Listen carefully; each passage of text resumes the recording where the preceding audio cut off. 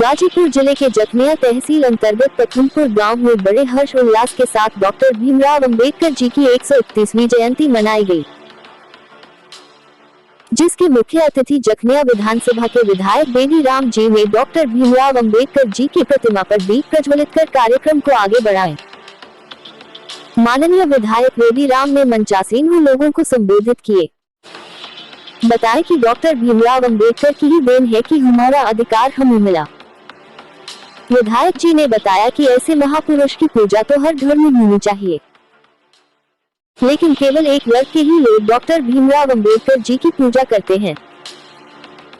बेनीराम जी ने यह भी बताया कि जितनी डिग्रियां डॉक्टर भीमराव अंबेडकर जी के पास थी, उतना डिग्री पूरे देश में किसी के पास नहीं है।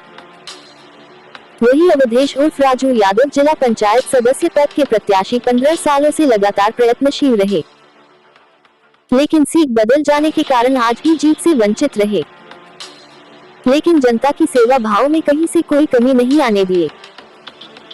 आज भी जनता के बीच रहकर लोगों के साथ चलने का कार्य करते रहते हैं।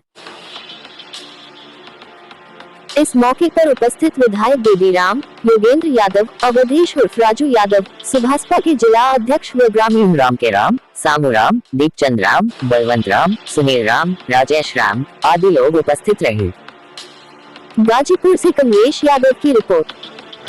तथागत भगवान बुद्ध के चरणों में सतत नमन करते हुए भारतीय संविधान के निर्माता और दशा देने वाले राजू यादव जी है।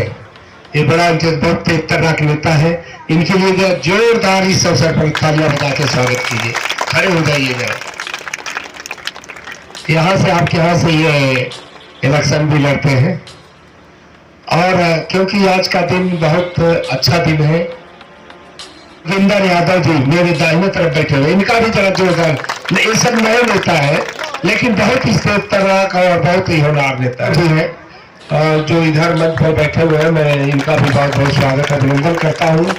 और इधर पीयूष गौतम जी हैं जो हमारे साथ साथ आए हैं, मैं इनका भी बहुत बहुत स्वागत अभिनंदन करता हूँ।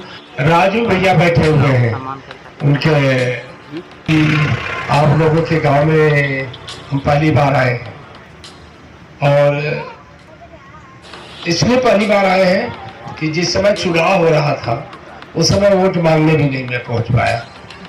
बहुत कम समय में, बहुत कम समय था, ज्यादा से ज्यादा तब तक वोट देने की बारी आ गई, इसलिए नहीं पहुंच पाया।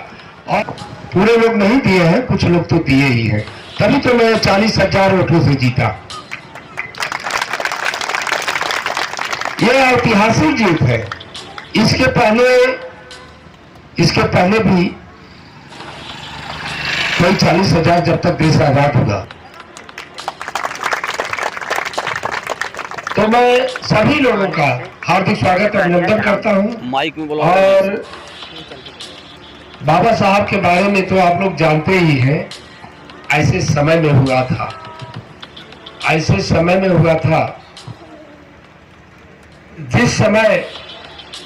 जिस समय में इस समाज के लोगों को, इन समाज के लोगों के जीवन में केवल अंधकार ही था। केवल अंधकार ही, चाहे दिन हो चाहे रात हो। दिन केवल कहने के लिए था। अंधकार मतलब इनके जीवन में कोई स्वतंत्रता नहीं थी। पशुओं से बदतर जिंदगी थी।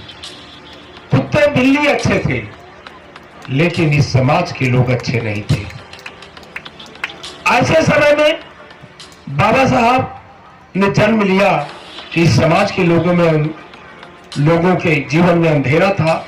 जैसे सूरज जब उगता है, रात के बाद जब सूरज उगता है तो अंधकार दूर हो जाता है। इसके लोगों के जीवन में उजाला ही उजाला। बाबा साहब जिन्होंने हाड़ी की जगह टाई और झाड़ू की जगह बेल्ट बनवा दिया। हाड़ी की जगह, और जहां जिस कमर में झाड़ू जाता था उसे बेल्ट बनवा दिया। और जिस हाथ में डंडी दी जाती थी उसमें कलम पकड़ा दीजिए, जिससे अपने सारे अधिकार ले लीजिए। और कोई भी अधिकार, ना तो धार्मिक अधिकार था, न राजनैतिक अधिकार न था, न धार्मिक अधिकार था, न आर्थिक अधिकार था। दिलाने वाले हैं तो सिर्फ बाबा साहब।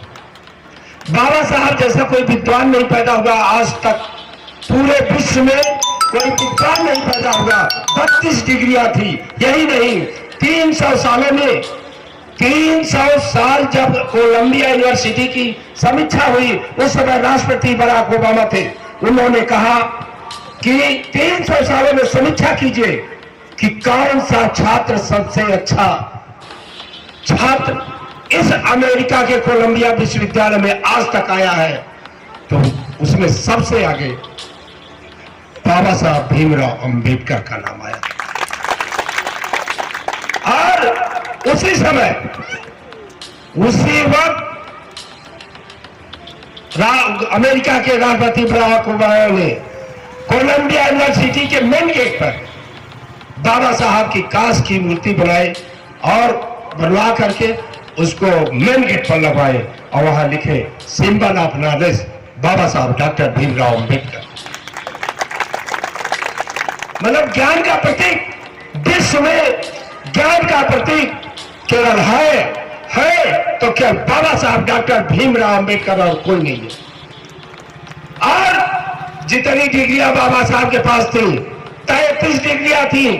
कुछ लोग 32, कहीं 32 लिखा है, कहीं 33 लिखा है, डिग्रियां थी। आज तक पूरे भारतवर्ष, क्या पूरे विश्व में किसी के पास इतनी डिग्रियां नहीं है। और यहाँ हमारे ओबीसी समाज के लोग बैठे हुए हैं। मैं ये भी बता देना चाहता हूं, 140 जो संविधान में 340 संविधान में जो धारा लिखी गई, 341, 342, 340 जो लिखी गई वो ओबीसी के लिखी गई। चाहे जैसे ओबीसी में आते हैं अहिर गडरिया, कहार कुहार और कुर्मी, ये सब आते हैं।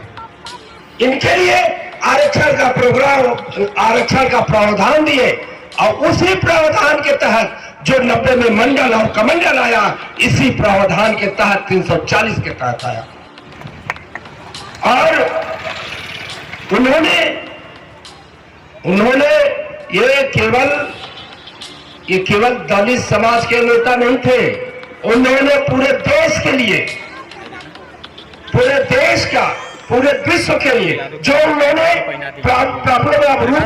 किताब लिखा, पढ़ रहे थे। रिजर्व बैंक की जो 1 जनवरी 1935 में रिजर्व बैंक इंडिया की स्थापना हुई, वो किसी और किसी की देन नहीं है, वो बाबा साहब डॉक्टर भीमराव अंबेडकर की देन है, जो जगह जगह बैंक खुली है।